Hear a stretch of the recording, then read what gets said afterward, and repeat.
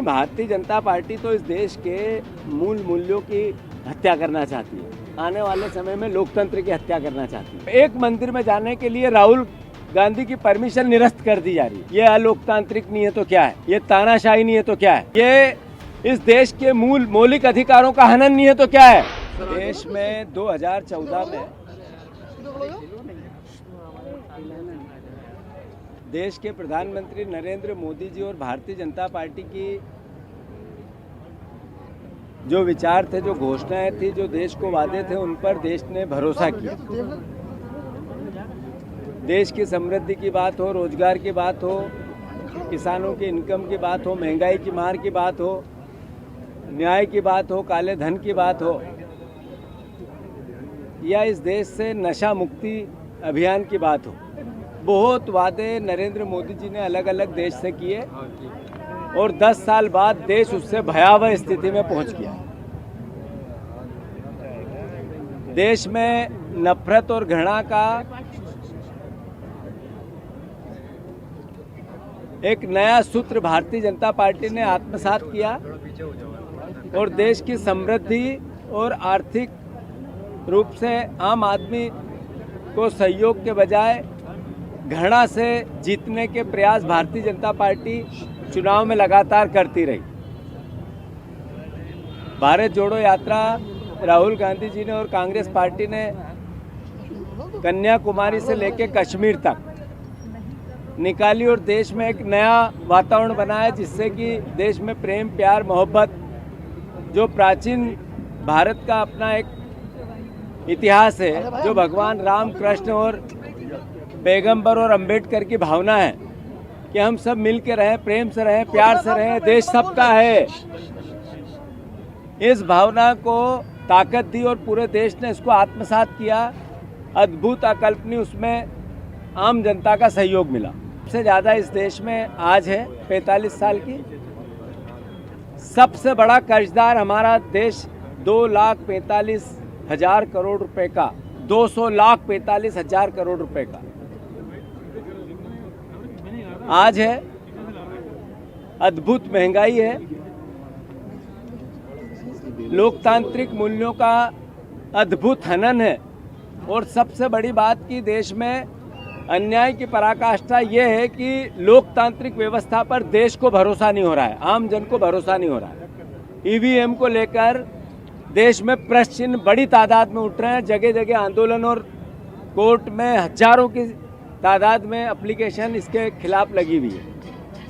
इन सब भावनाओं को देखते हुए सामाजिक न्याय के लिए, राजनीतिक न्याय के लिए, आर्थिक न्याय के लिए राहुल गांधी जी ने 110 जिलों से 6,700 किलोमीटर की भारत जोड़ो न्याय यात्रा मणिपुर से चालू की। अभी यहाँ का मुद्दा है भारत जोड़ो न्याय यात्रा का अलोकतांत्रिक तरीके से जो भारतीय जनता पार्टी, नरेंद्र मोदी, अमित शाह, हेमंत विश्वास, वहाँ के असम के मुख्यमंत्री जो अन्याय कर रहे हैं, जो लोकतांत्रिक मूल्यों की हत्या कर रहे हैं, उसके विरोध में हम हैं, उसकी बात कर रहे हैं। लगातार यात्रा जो चल रही है, लगातार जो यात्रा चल रही है, अगर इस तरह की घटना दोबारा होती है तो कांग्रेस जब भी मौन धरना प्रदर्शन नहीं, भारतीय जनता पार्टी तो इस देश के मूल मूल्यों की हत्या करना चाहती है। आने वाले समय में लोकतंत्र की हत्या करना चाहती है। आपको जो अधिकार दिया है कांग्रेस पार्टी ने, अम्बेडकर ने, भारत के संविधान ने अपने मत डालने का, भारतीय जनता पार्टी इस विचार से की भावना से कभी आत्मसात नहीं होती है। उनके जितने संगठन हैं उनमें नैतिकता के आधार पर भी कभी लोकतंत्र की व्यवस्था नहीं होती है। तो हम आपके आम जनता के, भारतवर्ष के वोट डालने के मत की रक्षा की अपील इस यात्रा के माध्यम से हो रही है। वो मणिपुर जिसमें लगभग 150 लोगों के कत्लेआम हो गया और प्रधानमंत्री और सरकार ने एक शब्द भी उसके लिए कभी कुछ नहीं बोला, न गए। अलोकतांत्रिकता क्या होती है ये देश देखने लगा। हमारे पड़ोसी देश में जिस तरीके का वातावरण विपक्षी राजनीतिक दलों के लिए होता था, वो व्यवस्था हमारे देश में बनने लगी। आसाम के मुख्यमंत्री ने खुले रूप से धमकी दी भारतीय जनता पार्टी के मुख्यमंत्री ने कि अभी एफआईआर करूंगा और अभी गिरफ्तार नहीं करूंगा, 3 महीने बाद गिरफ्तार करूंगा। आज गुवाहाटी में भारत जोड़ो न्याय यात्रा को रोक दिया गया, बैरिकेड लगा दिया गया। जहां भारतीय जनता पार्टी के नेताओं को परमिशन मिलती है, वहां राहुल गांधी जी की यात्रा को परमिशन दे के कैंसिल कर दी जाती है। पराकाष्ठा कितनी, एक तरफ भगवान राम के मंदिर की मूर्ति की स्थापना की भावना बन रही है, पूरे देश को उस भावना से जोड़ने का प्रयास आम जन का बन रहा है, और दूसरी तरफ एक मंदिर में जाने के लिए राहुल गांधी की परमिशन निरस्त कर दी जा रही है। ये अलोकतांत्रिक नहीं है तो क्या है, ये तानाशाही नहीं है तो क्या है, ये इस देश के मौलिक अधिकारों का हनन नहीं है तो क्या है। कांग्रेस पार्टी ने निर्णय लिया कि जो भारत जोड़ो न्याय यात्रा में अवरोधक पैदा किया जा रहा है, जगह जगह आसाम में हमले करवाए जा रहे हैं, भारतीय जनता पार्टी के कार्यकर्ता जा जाकर हमारे वहाँ के प्रदेश अध्यक्ष पे हमला करते हैं, उनको घायल करते हैं, और राहुल गांधी को लेकर वहाँ के मुख्यमंत्री और भारतीय जनता पार्टियों के नेताओं की जो अभद्रता है, उसके विरोध में पूरे देश में मौन धरना कांग्रेस पार्टी ने आयोजित किया है।